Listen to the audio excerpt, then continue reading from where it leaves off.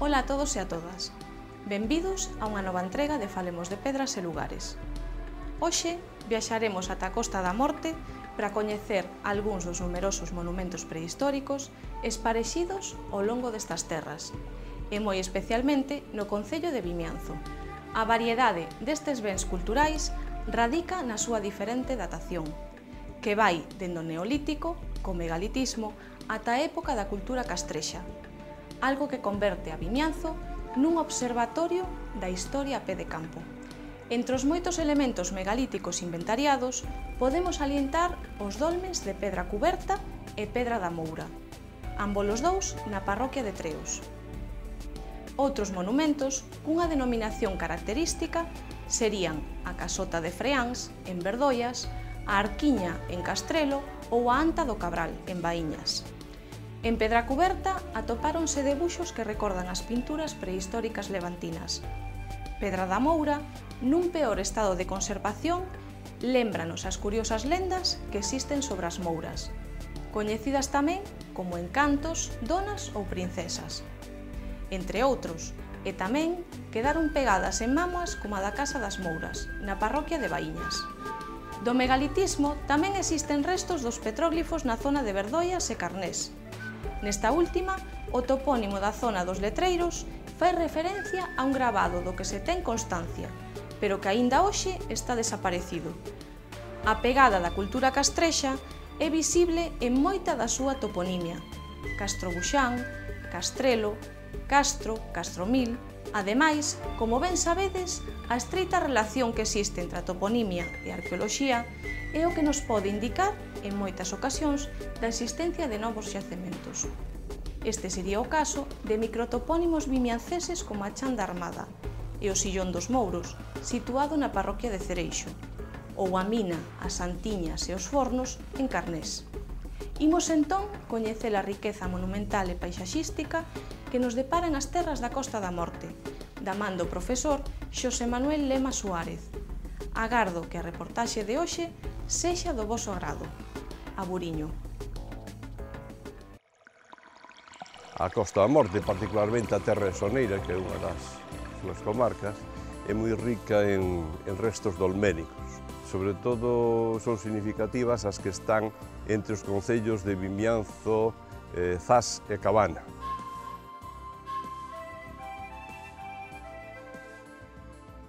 Aí está o dolmen de Dombate, aí está a pedra cuberta, aí está a pedra da Arca de Regoelle, está a Arca da Piosa e a Mina da Parxubeira, por exemplo.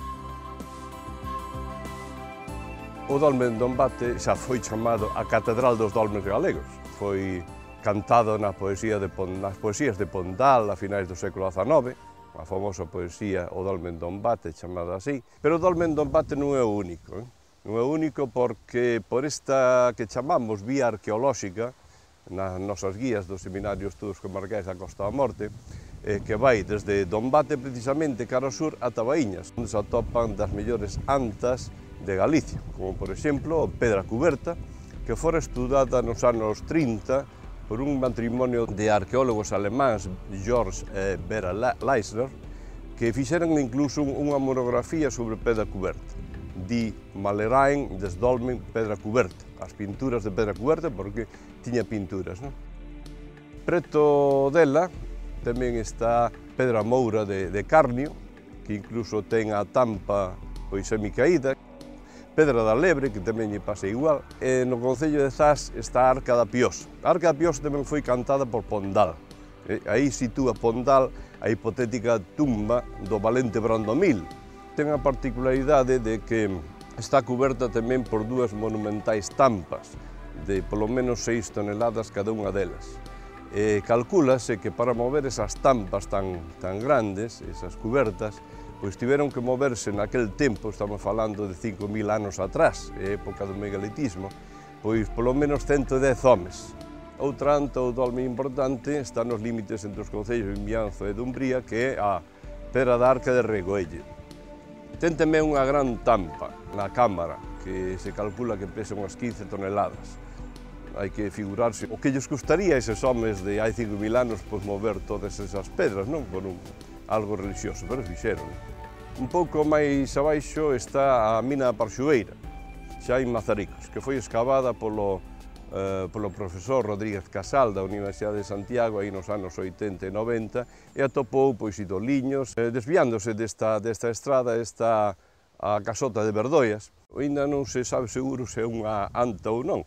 En todo caso sería unha anta máis pequena e posterior. Calcúlase que en 2500, 2000 a.C., cando as outras antas do punto álxido do meolitismo son máis ou menos polo 3600 a.C. Hai outras antas ao longo de todo este territorio, de Carballo a Mazaricos, pois hai unha riqueza moi grande. As mámoas servían de delimitación. Por unha parte, na prehistoria, pois marcaban un territorio, está claro que marcaban un territorio dunha comunidade. E quizáis eso de buscar as pedras máis grandes, pois tamén era unha forma de orgullo para esa comunidade. Serían sociedades neolíticas que coñecían a agricultura e que tamén tiñan crenzas religiosas. Pensaban noutra vida, porque por algo estas son tumbas. Estas tumbas son para que a persoa pois, perviva noutra vida, que teña unha vida agradable. Acompañando os cadáveres que ali se enterraban, pois poñían o que se chaman enxovais, non? Para que lles servisen de algún xeito noutra vida. Non? A lenda que máis se repite de cara ás santas é a das mouras. Non? É dicir, para buscar unha explicación a quen construiu esos monumentos, a lenda repetida é unha moura, é dicir, unha muller, que trouxe esas pedras ciclópeas na súa cabeza polo aire, voando polo aire, ao mesmo tempo que daba de amamantar a un neno e tamén levaba unha roca para de tecer na man. Non?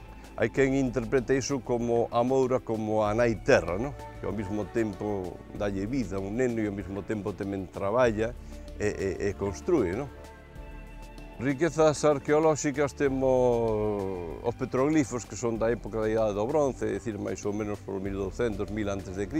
Sobre todo nos concellos de Muros e Carnota hai uns taxas gravadas moi interesantes. Non? Estamos no muiño de Mareas, o Pozo do Cachón, centro de interpretación dos muiños da Costa da Morte. Aquí estamos na sala de arqueoloxía, onde temos expostos fotografías nocturnas dos nosos petroglifos. A nosa zona, Muros, ten máis de 30 estacións de arte rupestre, as máis coñecidas son, dende logo, Cova da Bruxa e Laxe das Rodas. Este é o motivo que sería un icono a nivel europeo que para moitos investigadores sería a representación dun calendario. Posiblemente sexa un calendario lunar, xa que o número de círculos das espirais coinciden en 13. Ten un número determinado de cazoletas, son dúas espirais concebidas como se representaban na Idade do Bronce, época ao que pertencen. As cazoletas serían identificadas como semanas, teñen un número concreto co cal o que si se sabe con seguridade que coñecían perfectamente os astros, e abaixo aparece a figura dun animal que sería un cabalo montado por un home. Este o de Cova da Bruxa aparece nesta estación de arte rupestre, hai máis dun centenar de motivos, dende cervos, combinacións circulares e incluso a figura humana. Aquí, sin embargo, aparecen representacións de cervos, debido ao paso do tempo, moitos deles están desgastados, outras sobrepostas, porque non todos serían feitos na mesma época. A representación de combinacións circulares e a cazoleta, que é o motivo básico que aparece en toda Galicia. Aquí estamos ante unha das fotografías da figura humana de Cova da Bruxa e, como dicía, a figura do can arriba, que vese moi esquemáticas, pero a través dos calcos e dos frotados nos permite ver que se trata dese tipo de animal. A figura humana e non se ve nesta fotografía, pero vai seguido diante de cervos. Outro motivo de Cova da Bruxa sería este, onde aparece un cervo e debaixo unha trampa de caza. O animal aparece representado bramando en celo e aparece a representación dos seus xenitais. A parte, pois, temos os castros. Quizáis o máis sobranceiro, vou me dedicar hoxe, sexa o castro a Cidá de Borneiro, que foi xa escavado por Sebastián González Paz nos anos 30, Pero ademais de antas e de castros tamén hai restos romanos. Por lo tanto, a arqueoloxía é unha riqueza da Terra de Soneira da Costa da Morte, pero, ben, eso hai que unir a outras rutas que hai aquí que non hai ningún sitio. Por exemplo, a ruta dos Pazos, a ruta dos faros. Desde o faro das Illas Isargas a Montelouro, pois hai uns faros que están encadrados en paisaxes maravillosas. Temos tamén algo inédito, que son os naufraxios, a ruta dos naufraxios. Temos unha ruta dos naufraxios na Terra de Soneira, que precisamente foron máis famosos, que coinciden co Concello de Camariñas, desde Camelle ao Cabo Vilán. Tamén a ruta dos Penedos. Temos en Vimianzo, en Vimianzo de Laxe, os Penedos de Pasarela e Traba, que precisamente o goberno anterior declarou paisaxe protexida. Nestas comarcas occidentais marítimas, que ten unhas paisaxes maravillosas, tamén se pode presumir dunhas rutas culturais, xa dixen arqueolóxicas, pero tamén hai que unilas a outras paisaxísticas.